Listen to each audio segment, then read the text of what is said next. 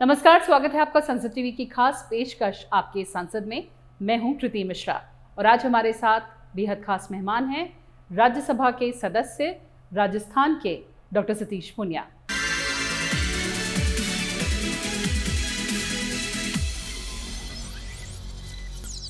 Sir, स्वागत है आपका संसद टीवी। धन्यवाद सर, सबसे पहले बात करते हैं आपकी राजनीतिक पारी की।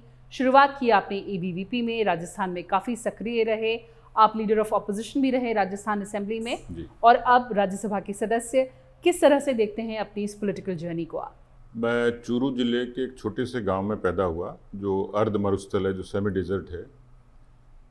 मैंने अभी एक अपने ट्वीट में भी लिखा कि गांव में खेलते खेलते एरोप्लेन को उड़ते हुए देखते थे उस ज़माने में, तो मन में इच्छा होती थी कि कब बैठेंगे।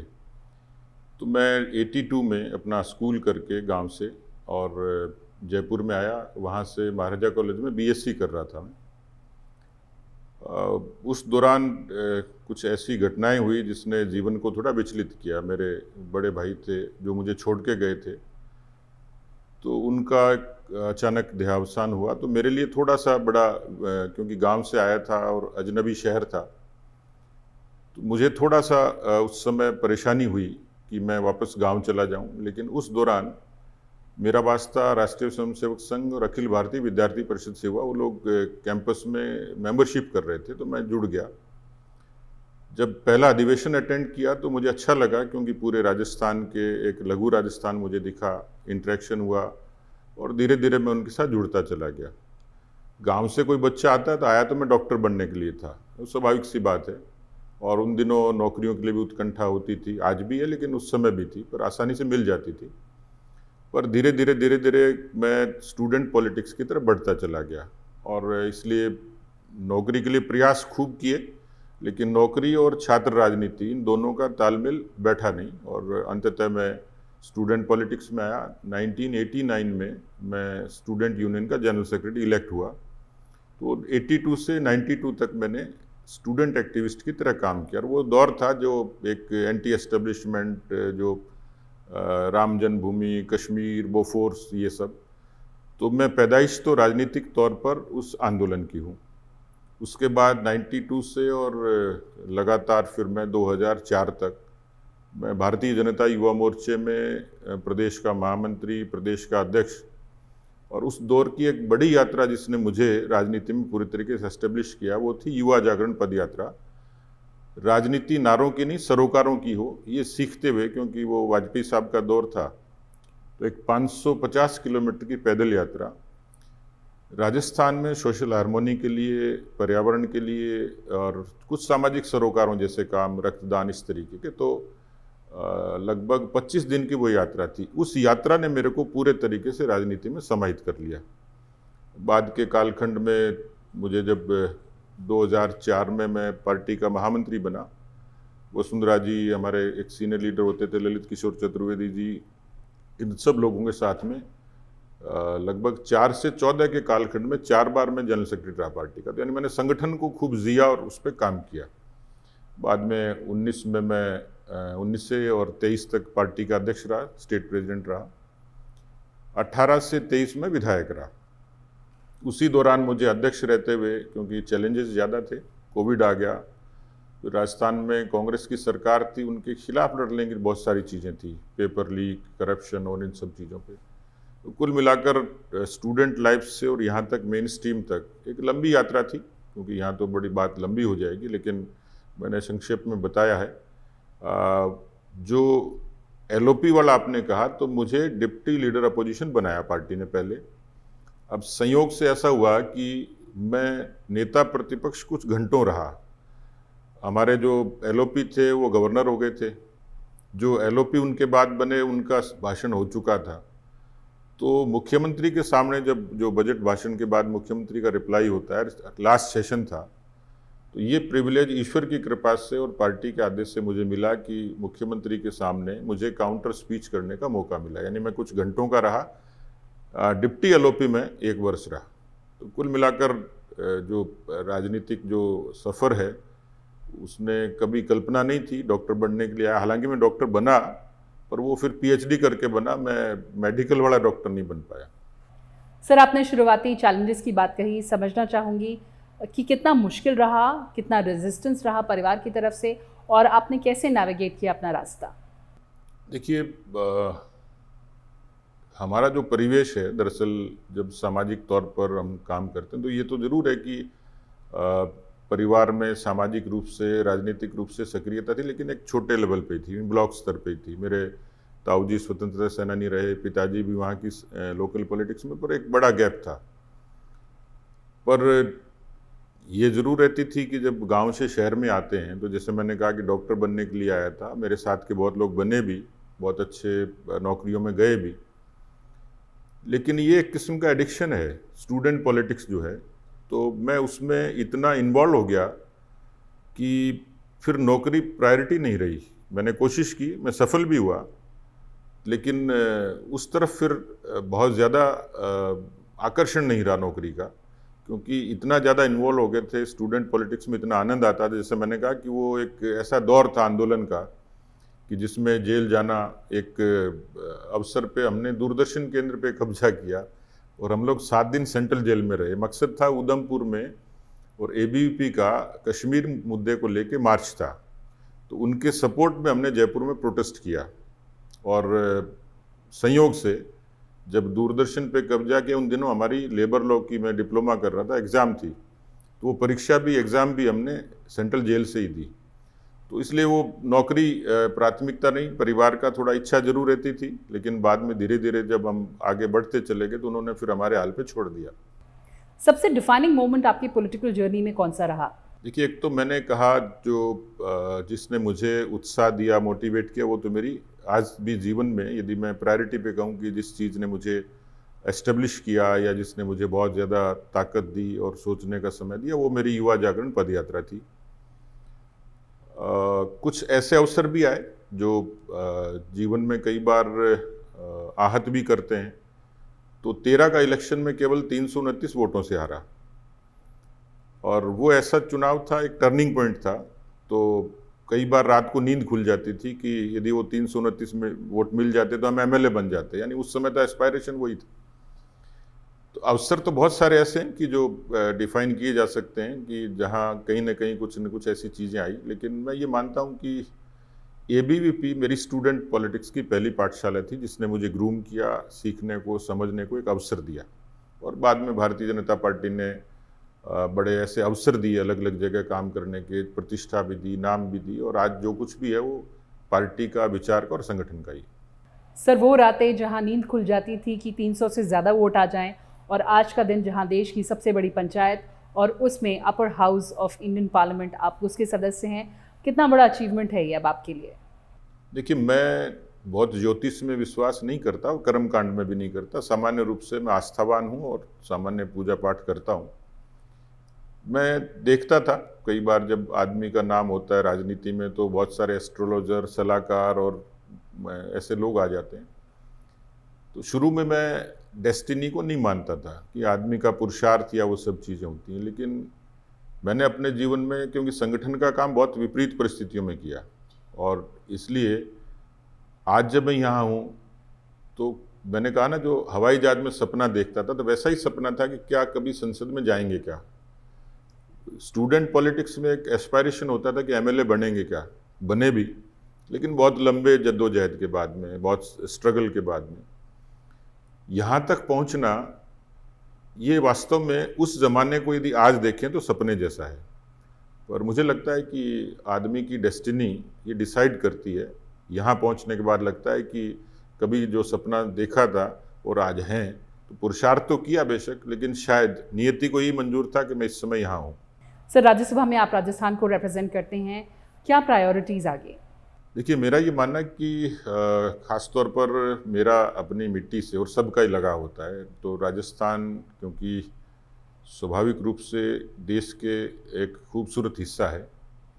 हमारे यहाँ कहा जाता है कि Rajasthan where life is celebration, जीवन जहाँ उत्सव है वो राजस्थान है। तो कई बार फ़ख्र होता है कि हमने ऐसी माटी में जन्म लिया। देश में पैदा होना सौभाग्य, और उसके बाद राजस्थान में पैदा होना एक अतिरिक्त सौभाग्य मैं मानता हूँ। तो एक अनुराग है राजस्थान से, और इसलिए क्योंकि बहुत लंबे बरसों तक वहाँ की माटी में वहाँ की पूरी भूगोल को नापा, वहाँ के पूरे विरासत को समझा। तो जो हम लोग सीखते थे कि लोक संग्रह एक बड़ा इंस्ट्रूमेंट है, उसमें आनंद भी आता है और लोगों के लिए करते भी हैं। तो राजस्थान के पार्ट पे मुझे लगता है कि राजस्थान एक पोटेंशियल स्टेट है जहाँ संभावनाएं हैं खेती में, और कालांतर में धीरे धीरे सुविधाएं व्यवस्थाएं बढ़ी हैं। तो खेती में नवाचार की बहुत संभावनाएं हैं।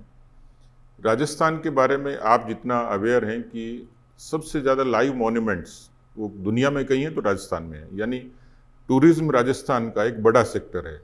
तो मुझे लगता है कि उसको और भी ज़्यादा ताकत देने की ज़रूरत है।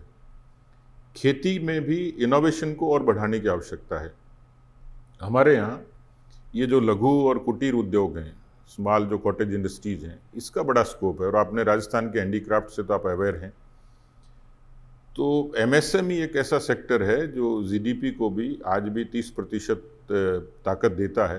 तो वहाँ बड़ी संभावना है एमएसएमई की। आज भी राजस्थान में लाखों की संख्या में एमएसएमई काम करती हैं, और हमारी जीडीपी का शेयर भी एमएसएमई का अच्छा है। तो खेती, पर्यटन, एमएसएमई और सर्विस सेक्टर भी अपने आप में है हमारे यहाँ, इसमें कोई दो राय नहीं है। लेकिन ये 4 सेक्टर ऐसे हैं जहाँ पर फोकस होगा। तो कोशिश करूँगा कि क्योंकि अब कनेक्टिविटी बेहतर हुई है, राजस्थान पहले से थोड़ा दूर था उन चीज़ों से, ट्रेन्स का, रोड्स का, एविएशन का, कनेक्टिविटी बढ़ी है। तो राजस्थान अब देश के नक्शे पे ठीक ठाक है। और मुझे लगता है कि इकोनॉमिक ग्रोथ के लिए और राजस्थान की जो संभावना है उसमें मेरी कोशिश रहेगी कि मैं अपर हाउस में सरकार के संज्ञान में वो सारी चीज़ें लेके आऊँ। आपने एग्रीकल्चर सेक्टर की बात कही, लगातार डिस्कशन होता रहा है राजस्थान के बारे में, वाटर स्कैसिटी के बारे में, ग्राउंड वाटर रिचार्ज के बारे में। कितना काम हुआ है उस दिशा में अब? देखिए, कोई जमाना था, क्योंकि राजस्थान में पानी का संकट ये बहुत अरसे से है, और धीरे धीरे अब नीचे के भूगर्भ का दोहन ज़्यादा हो गया, तो वो भी अब पानी बहुत नीचे चला गया। हमारे यहाँ बरसाती नदियाँ और बारिश पर मानसून की खेती ही ज़्यादा हम लोग डिपेंड करते हैं। बहुत एरिया डेजर्ट है, बारानी खेती हमारे यहाँ होती है। 1927 में महाराजा गंगा सिंह होते थे, वो गंग नहर लेके आए थे भाखड़ा कैनाल से। उसके बाद उसको बाद में कालांतर में इंदिरा गांधी कैनाल कहा गया। उसके बाद में भैरव सिंह जी हमारे मुख्यमंत्री होते थे 90 के दशक में, उन्होंने एक अच्छी सार्थक कोशिश की। वसुंधरा जी के समय हमारे यहाँ ERCP, eastern Rajasthan canal project, जिससे राजस्थान के लगभग 17 जिलों में सिंचाई की और पेयजल की व्यवस्था का उन्हें उसमें प्रावधान किया। और अभी बहुत अरसे पहले लगभग 1994 में एक इन शुरुआत हुई थी। आज हाउस में भी हमारे जो सदस्य हैं घनश्याम तिवारी जी, उन्होंने उसको रेज किया है, यही मुद्दे को अभी 0 आवर में। तो राजस्थान के ऐसे कुछ ज़िले जिसको एक शेखावाटी बोलते हैं, चूरू, सीकर, झुंझुनू, उसके लिए अभी यमुना जल समझौता हुआ है। मैं हिंदुस्तान की सरकार को, माननीय प्रधानमंत्री जी को, गृह मंत्री जी को और हमारे CR पाटिल साहब को, और दोनों ही मुख्यमंत्री भजनलाल शर्मा जी और नायब सैनी जी, इन सब के समग्र प्रयासों से अब वो सिरे चढ़ गया, MOU हो गया, MOA हो गया, और मेरे ख्याल से उसकी DPR भी प्रोसेस में है। तो एक तो 3 जिलों को लगभग बड़ा उसमें रहेगा, 30,000 करोड़ की वो परियोजना है। ये जो परियोजना है 37,000 करोड़ की, लगभग उसमें 17 जिले इसमें जुड़ेंगे ईस्टर्न राजस्थान के। तो ये 2 बड़े प्रोजेक्ट जो अभी मेरे देखने में, अभी आज हमने कहा, मैंने एसोसिएट किया उसको कि उसको इम्प्लीमेंटेशन जल्दी हो। मुझे लगता है कि ये 2 परियोजनाएं राजस्थान के जीवन को बदलेंगी। सर, हालांकि राज्यसभा में आप पूरे राजस्थान को रिप्रेजेंट करते हैं, लेकिन चूरू जहां से आप आते हैं वहां के लिए आपकी क्या प्रायोरिटीज़ हैं? देखिए, चूरू, सीकर और झुंझुनू, इनको क्लब करके ही बोलते हैं हम लोग, शेखावटी बोलते हैं। और राजस्थान का सेना में योगदान देने वाला सर्वाधिक यही है, शहादत देने वाले लोग भी यही हैं। कारगिल की लड़ाई में सबसे ज़्यादा शहीद किसी ज़िले के हुए तो चूरू ज़िले के हुए, और सबसे ज़्यादा किसी तहसील के हुए तो मेरी अपनी जाम में पैदा हुआ वहाँ हुए। बरसों से क्योंकि कनेक्टिविटी एक इशू था, अब रेल से जुड़े हैं, रोड कनेक्टिविटी अच्छी हुई है। नौकरियों के लिए लोग अपनी स्किल से जाते हैं, लेकिन वहाँ 2 चीज़ों की अभी कमी लगती है। एक तो सेल्फ एम्प्लॉयमेंट, जिसमें इंडस्ट्रीज़ ऐसी कुछ नहीं है, क्योंकि वहाँ बहुत रॉ मटेरियल जैसा कुछ नहीं है। लेकिन क्या किया जा सकता है, इस पर मैं भी उस पर काम करूँगा कि वहाँ रोजगार के साधन कैसे बढ़ें। दूसरा, अभी भी क्योंकि वो थोड़ा बॉर्डर एरिया है, रिमोट है, तो एजुकेशन और हेल्थ, ये दो इंफ्रास्ट्रक्चर अभी भी मुझे लगता है उस पर फोकस करने की ज़रूरत है। सरकार ने आयुष्मान के जरिए कुछ चीज़ें बदली हैं, लेकिन प्राइमरी हेल्थ सेंटर और प्राइमरी स्कूल्स, और वो यदि ऑब्जर्व करूँ सबकी है, लेकिन स्पेसिफिक वहाँ इन काम को फोकस करने की आवश्यकता है। सर, चलते चलते क्या संदेश देना चाहेंगे आप राजस्थान की जनता को और उन युवाओं को जो आपकी पॉलिटिकल लाइफ को एक इंस्पिरेशन की तरह देखते हैं? क्या संदेश है आपका उनके लिए? देखिए, देश और प्रदेश के लिए तो मैं कह सकता हूँ कि हमारा सौभाग्य है कि हम भारत में पैदा हुए।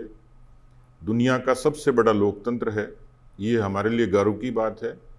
और उस लोकतंत्र में एक ऐसी, पिछले 12 वर्षों में मोदी जी के नेतृत्व में एक ऐसी सरकार ने काम किया जिसने जनधन, उज्ज्वला, आयुष्मान, आवास, इसके जरिए सामान्य व्यक्ति का जीवन बदला। छोटा सा एग्जाम्पल है कि इतने बड़े देश में 58 करोड़ लोगों के बैंक के खाते इन्हीं 12 वर्षों में ही क्यों खुले? गैस का कनेक्शन घर घर तक पहुंचा, 4 करोड़ लोगों को छत मिली, इतनी सारी हाईवेज बने, PMGSY के जरिए 7 लाख किलोमीटर सड़कें बनी, तो बदलाव आया है। मुझे लगता है कि प्रधानमंत्री जी की मंशा देश को विकसित करने की रही, और उनका जो 2047 का जो विज़न है, 2047 में कितने लोग रहेंगे पता नहीं, लेकिन भारत की आज़ादी के 100 बरस होंगे, तो भारत ये अपेक्षा भी रखता है और भारत ये ताकत भी रखता है कि हम उस लक्ष्य तक पहुंच जाएं। उसमें मुझे लगता है कि एक समरसता की जरूरत है, यानी जाति, पंथ और मजहब से ऊपर उठ के देश के लिए काम करें। आपका सवाल था युवाओं के लिए, क्योंकि मैं उस दौर से गुजरा हूँ जब हमारी उत्कंठाएं होती थी कि राजनीति में जाएं, काम करें। लेकिन मेरा एक मानना है कि अच्छे लोगों को और अच्छे ऊर्जावान नौजवान लोगों को राजनीति में आना चाहिए, परहेज नहीं करना चाहिए। नहीं, मैं सोचता हूँ कि बहुत सारे नौजवानों को ये कहते हुए सुनता हूँ कि आई हेट पॉलिटिक्स। मुझे लगता है कि राजनीति घृणा करने का शब्द नहीं है।